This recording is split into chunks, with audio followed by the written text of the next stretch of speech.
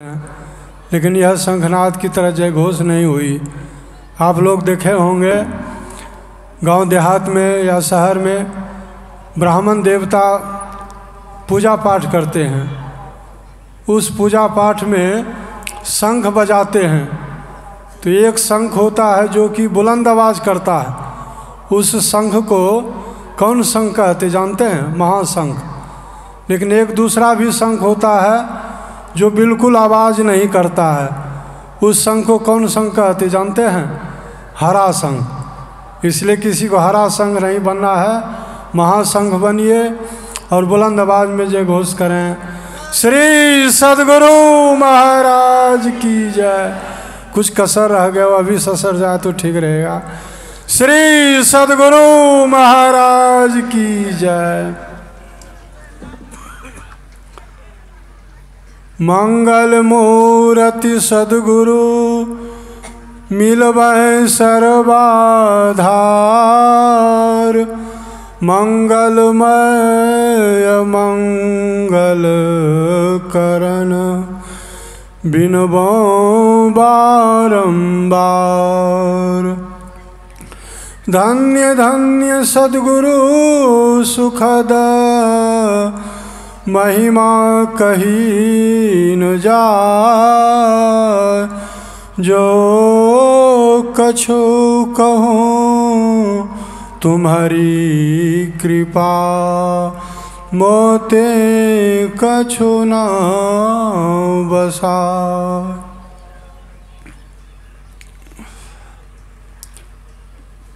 प्रातः स्मरणीय परम पूज्यपाद अनंत श्री विभूषित परमाराध्य संत सद्गुरु महाराज के पावन पाद पद्मों में कोटि सहनमन एवं संतमत सत्संग के वर्तमान आचार्य श्री महर्षि हरिनंदन परमहंस जी महाराज के पावन चरणों में कोटि सहनमन एवं तीर्थों को भी पावन करने वाले मुदमंगल में मंचासीन संत समाज के पावन चरणों में कोटि सहनमन एवं यत्र तत्र शेकत्र सत्संग प्रेमी महान भाव सज्जन वृंद, धर्मशीला माताओं एवं भक्तिमती बहनों एवं प्यारे बच्चों, सिया राम मैं सब जग जानी, करो प्रणाम जोरी जुग पानी।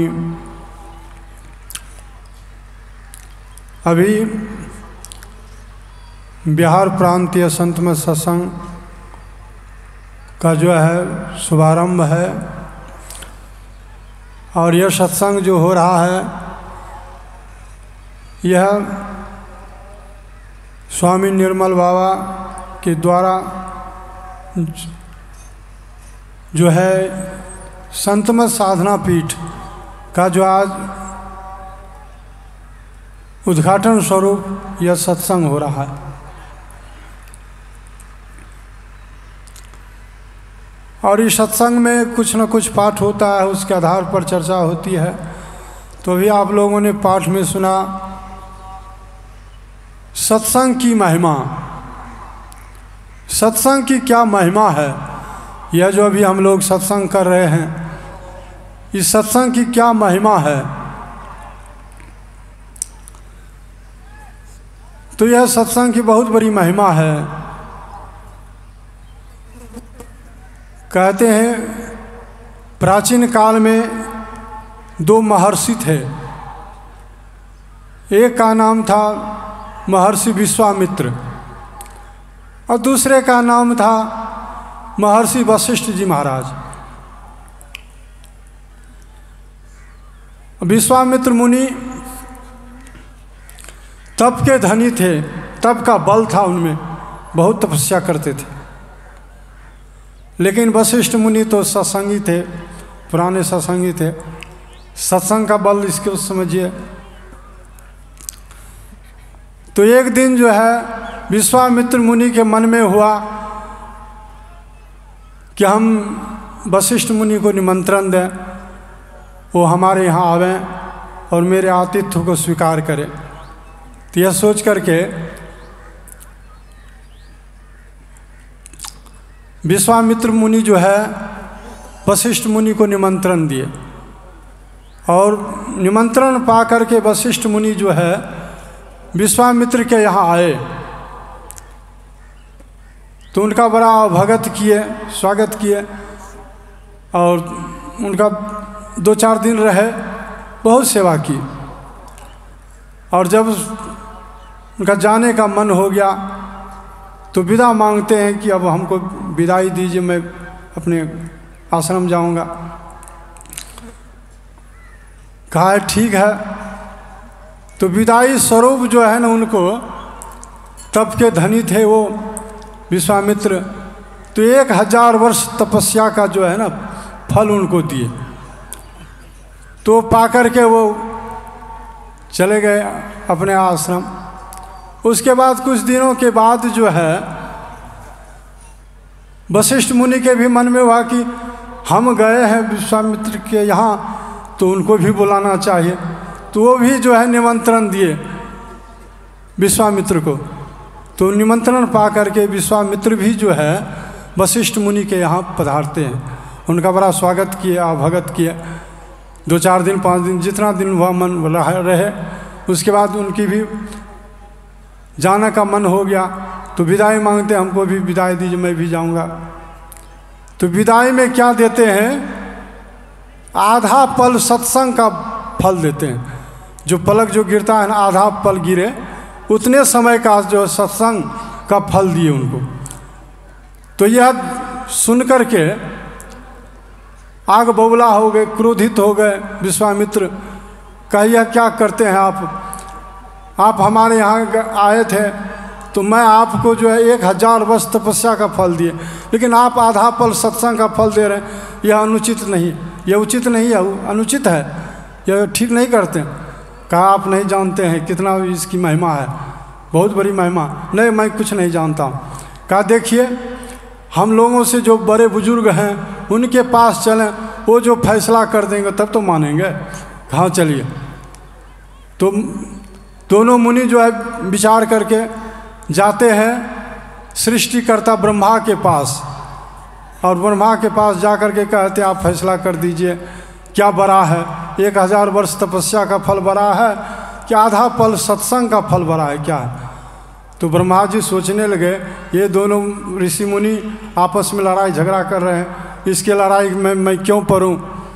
तो नकार देते हैं, कहते हैं क्या कहें, आप दोनों आए थे, मैं तो न्याय कर देता, लेकिन मुझे सृष्टि करने से फुर्सत ही नहीं है, मैं फैसला नहीं कर पाऊंगा। आप देखिए, आप दोनों जो है ना चले जाइए विष्णु भगवान के पास, वो जरूर फैसला कर देंगे। तो दोनों मुनि जो है विष्णु भगवान के पास जाते हैं।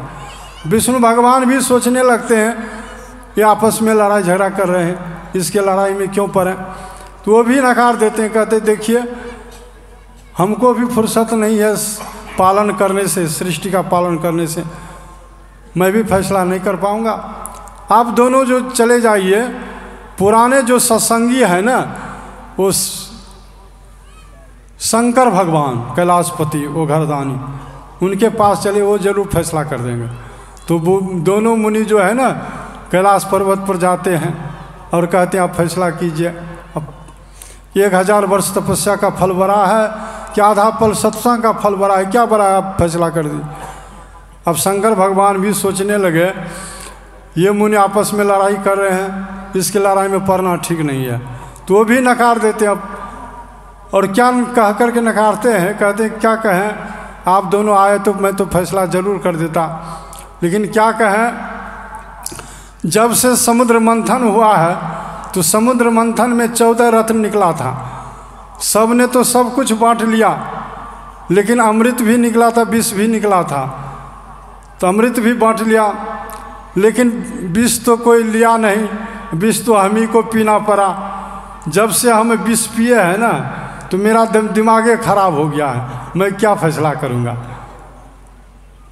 विष को जो है ना पान किए थे शंकर भगवान, और कहते हैं कंठ में रख लिए थे, इसलिए नीलकंठ महादेव कहलाए, जो कि ऋषिकेश में उनका नीलकंठ महादेव का स्थान है।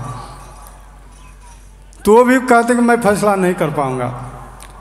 अब कहते देखिए आप दोनों चले जाइए, इस धरातल को जो आधार बने हुए हैं, धारण किए हुए हैं पृथ्वी को, उनके पास चले जाए, शेषनाग जी के पास, वो जरूर फैसला कर देंगे। तो दोनों मुनि जाते हैं शेषनाग जी के पास। शेषनाग जी से कहते आप फैसला कीजिए। वो भी सोचते हैं कि ये दोनों आए हैं, फैसला तो मैं ज़रूर करूँगा, लेकिन कैसे करूँ।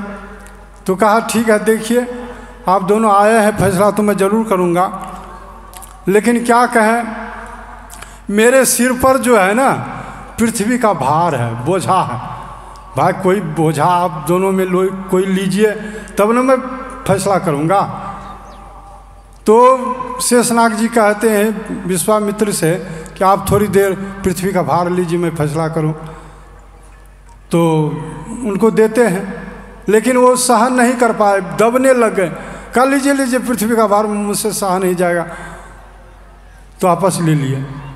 और उसके बाद वशिष्ठ मुनि से कहते आप थोड़ी देर लीजिए ताकि मैं फैसला कर सकूं। तो वो क्या करते हैं वशिष्ठ मुनि, अपने आधा पल सत्संग के बल पर पृथ्वी को जो है आधार पर लटका दिए और कहते आप फैसला कीजिए। तो शेषनाग जी कहते हैं कि अभी भी फैसला करने के लिए बाकी है, फैसला तो हो गया। 1000 वर्ष तपस्या के बल पर विश्वामित्र नहीं ले पाए पृथ्वी का भार, लेकिन वशिष्ठ मुनि देखिए आधा पल सत्संग के बल पर पृथ्वी को आधार पर लटका दिए हैं। फैसला तो हो गया, क्या बड़ा है, यानी आधा पल सत्संग का फल बड़ा।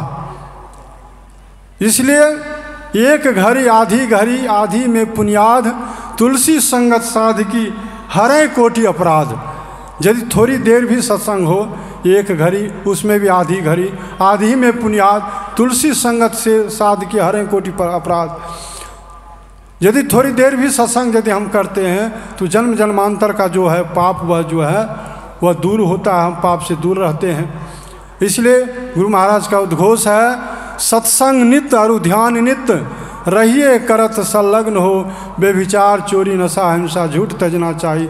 रोज़ बाहरी सत्संग करें और आंतरिक सत्संग यानी ध्यान भी करें।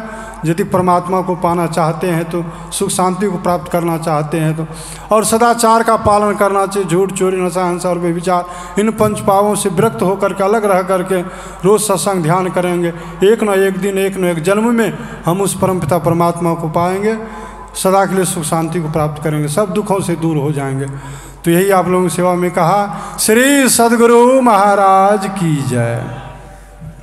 श्री सद्गुरु महाराज की जय। जी हाँ दिव्य सज्जनों, कहते हैं जब जन्मों जन्मों का पुण्य उदय होता है तब सत्संग नसीब होता है।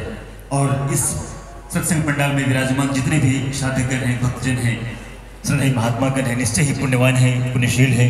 हम सबों को यह सत्संग नसीब हो रहा है।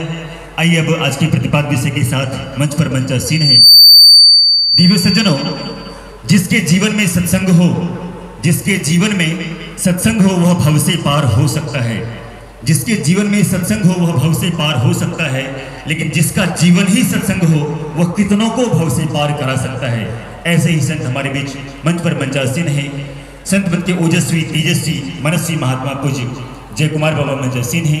हे बाबा, हम सी भक्तजन आपके ओजस्वी पीयूष वाणी पासु हैं।